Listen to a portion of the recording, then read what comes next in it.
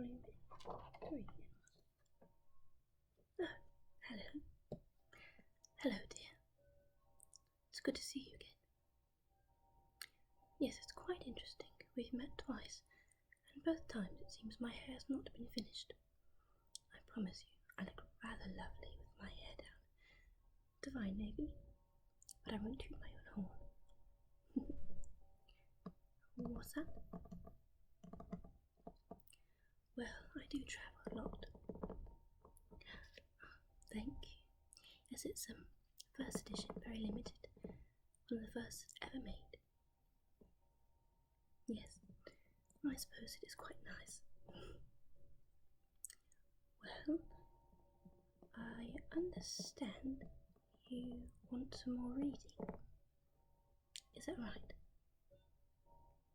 Well, then you're just in luck. I've picked up another book, one of my favourites. A classic, I may say. For those who have good taste, of course. Right, well tonight, we will be reading Anne of Green Gables. Now this is one of my all-time favourites, and I hope that it brings you very much joy.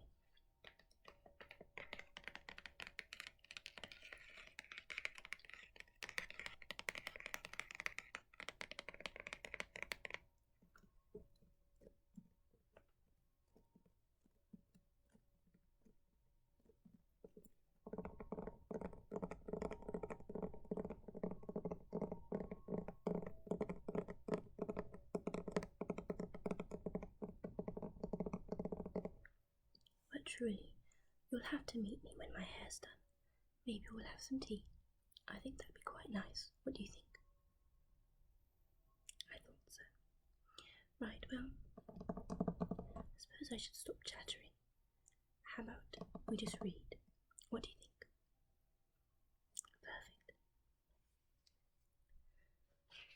Perfect. Anne of Green Gables, 3 volumes in 1.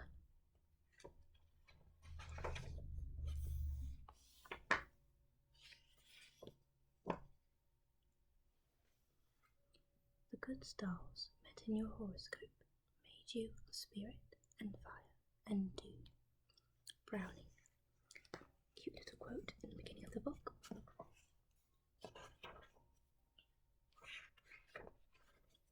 Now this is by Lucy Montgomery, if you want to pick up your own copy. Right, chapter 1. Mrs. Rachel Lynde is surprised. Mrs. Rachel Lynde lived just where the Avonlea main road dipped down into a little hollow, fringed with alders and ladies, eardrops, and traversed by a brook that had its source away back in the woods of the old Cuthbert place.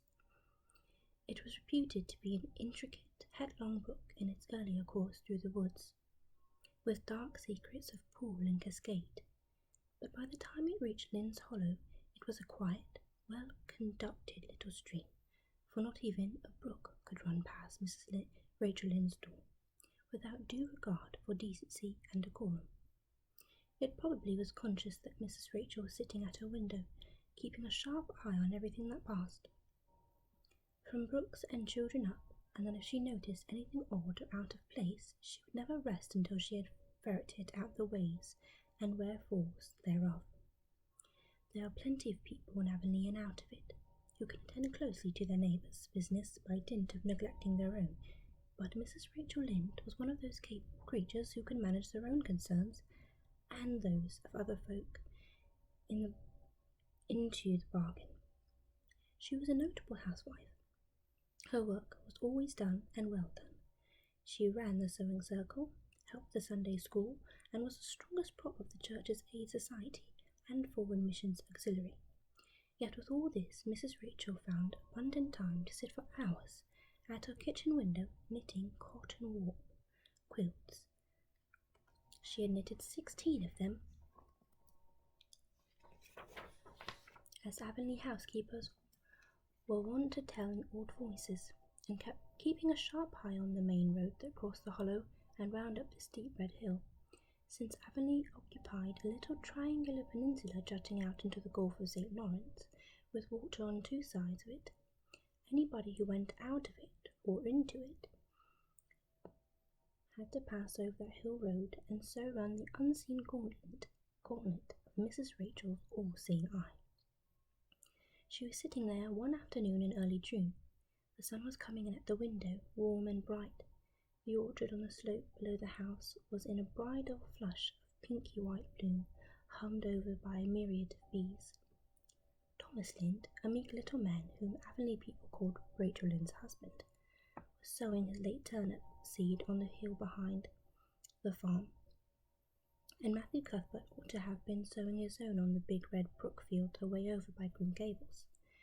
Mrs. Rachel Lynde knew that he ought, because she had heard him tell Peter Morrison that evening before in William J. Blair's store over at Carmody that he meant to sow his turnip seed the next afternoon.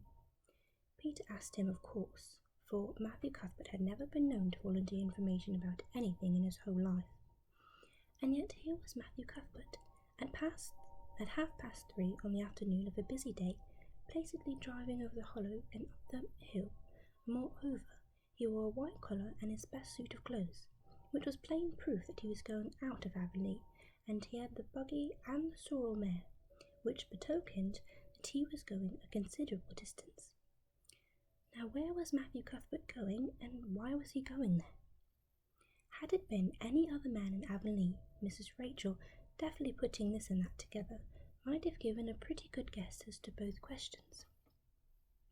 But Matthew so rarely went from home that it must be something pressing and unusual which was taking him. He was the shyest man alive and hated to have to go among strangers or to any place where he might have to talk. Matthew dressed up with a white collar and driving in a buggy was something that didn't happen often. Mrs. Rachel, ponder as she might, could make nothing of it, and her afternoon's enjoyment was spoiled. We'll just step over to Green Gables after tea and find out from Marilla where he's gone and why, the worthy woman finally concluded. He doesn't generally go to town this time of year, and he never visits. If he'd run out of turnip seed, he wouldn't dress up and take the buggy to go for more. He wasn't driving fast enough to go for the doctor, yet something must have happened last night to start him off. I'm clean puzzled, that's what. I won't know a minute's peace of mind or conscience until I know what has taken Matthew Cuthbert out of Avonlea today. Accordingly, after tea, Mrs. Rachel set out. She had not far to go.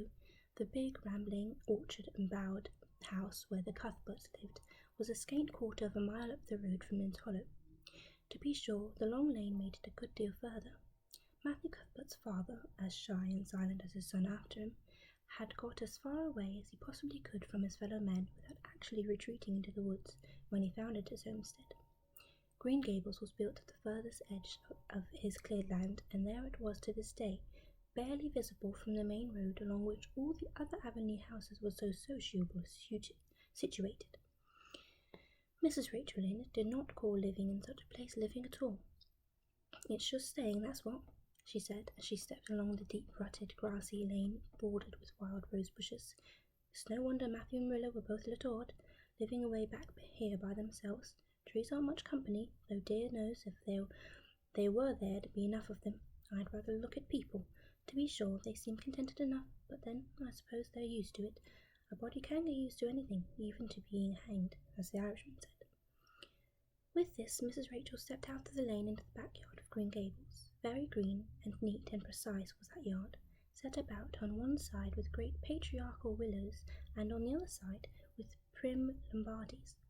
Not a stray stick or stone was to be seen, for Mrs. Rachel would have seen it if there had been.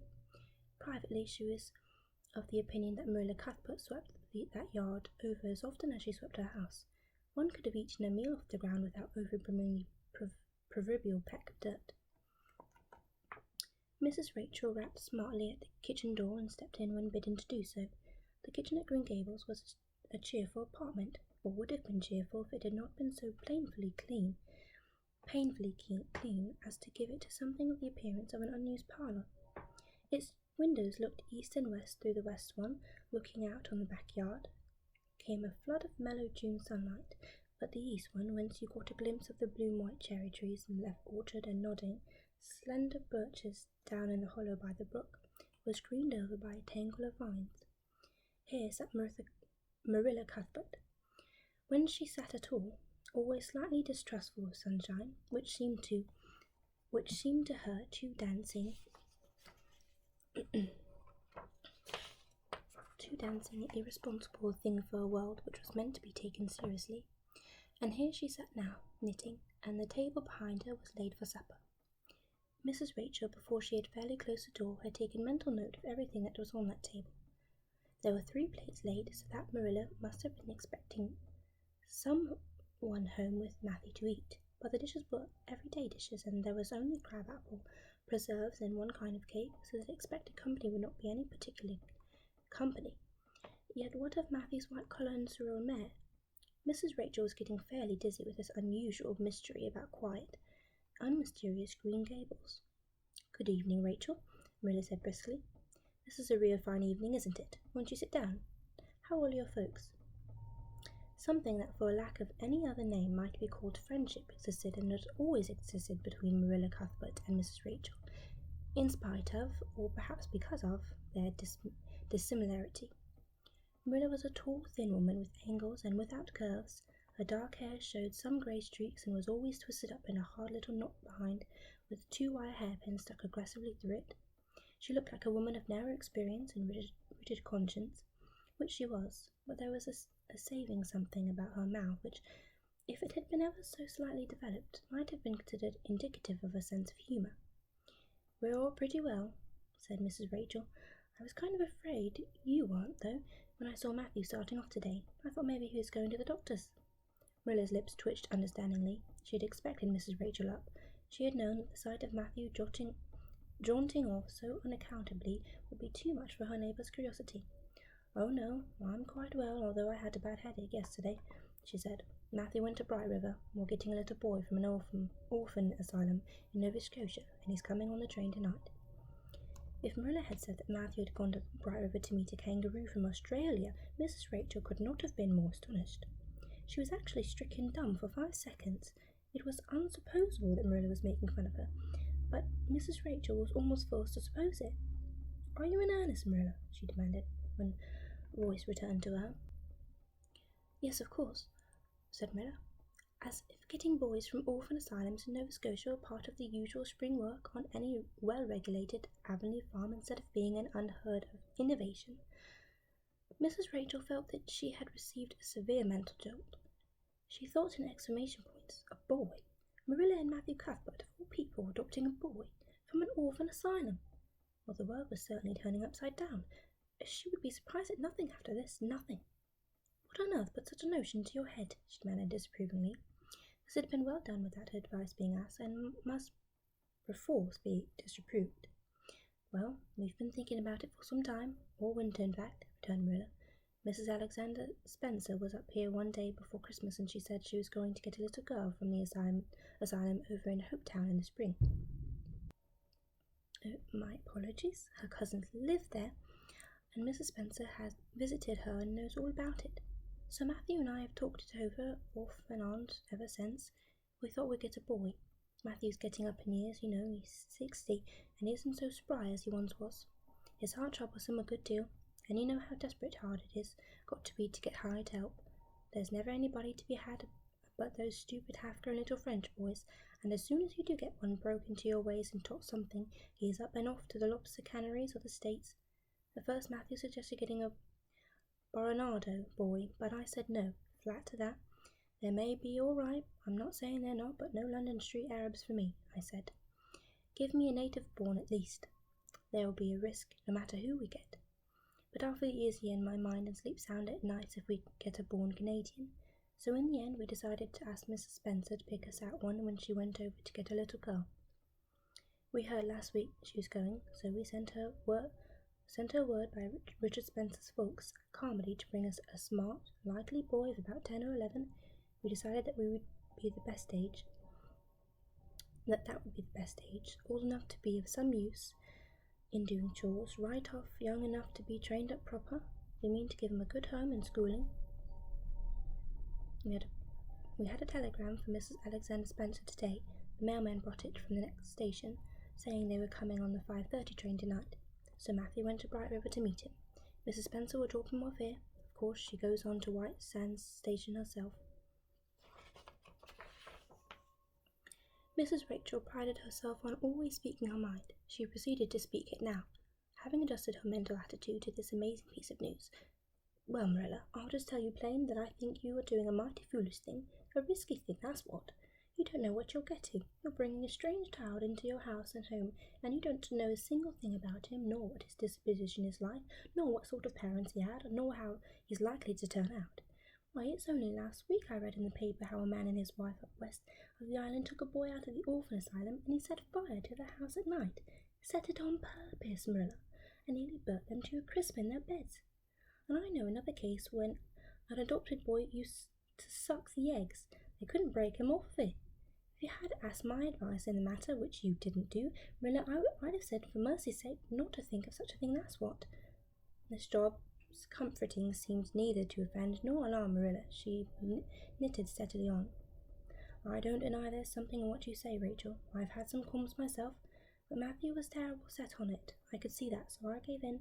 So seldom Matthew sets his mind on anything, and that when he does, I always feel it's my duty to give in. And as for the risks, there's risk in pretty near everything a body does in this world. There's risk in people's having children of their own. If it comes to that, they don't always turn out well.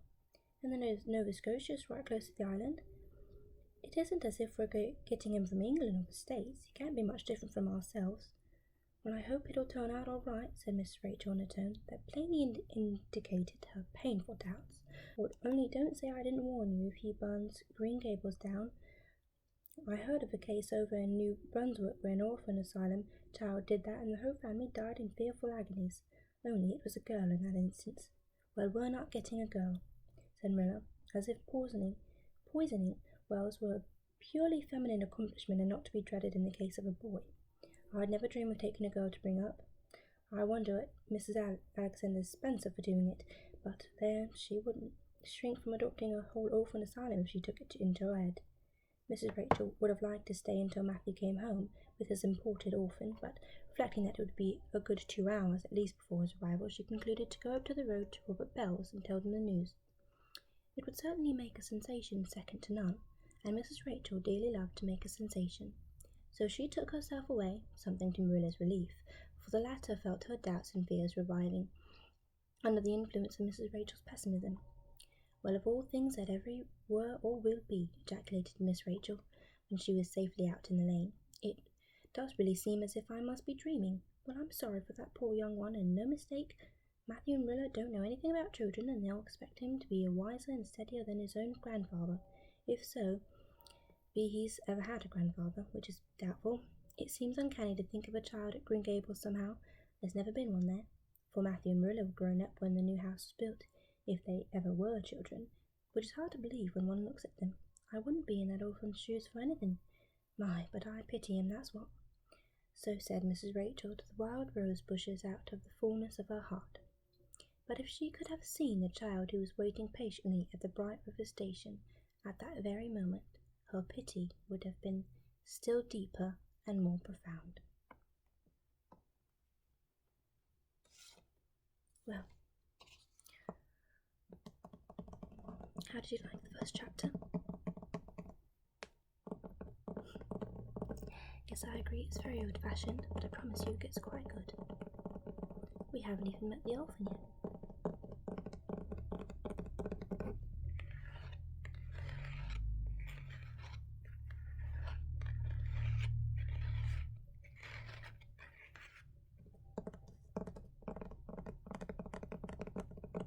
Well,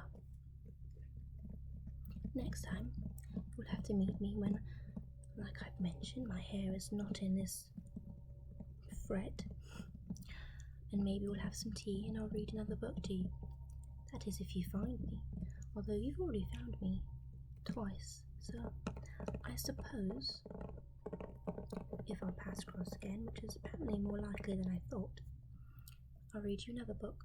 How does that sound? Well, that's absolutely lovely. It's very good to see you again, my dear, and I hope that you are doing well. That's great. And if not, I hope that you get better, and I think I've got to go now, actually. I've got some matters to attend to. Thank you very much, my love, and hopefully I will see you next time. And again, not when my hair is in this dreadful state. I promise you I'll look rather lovely. Well, anyway, good night, and sweet dreams.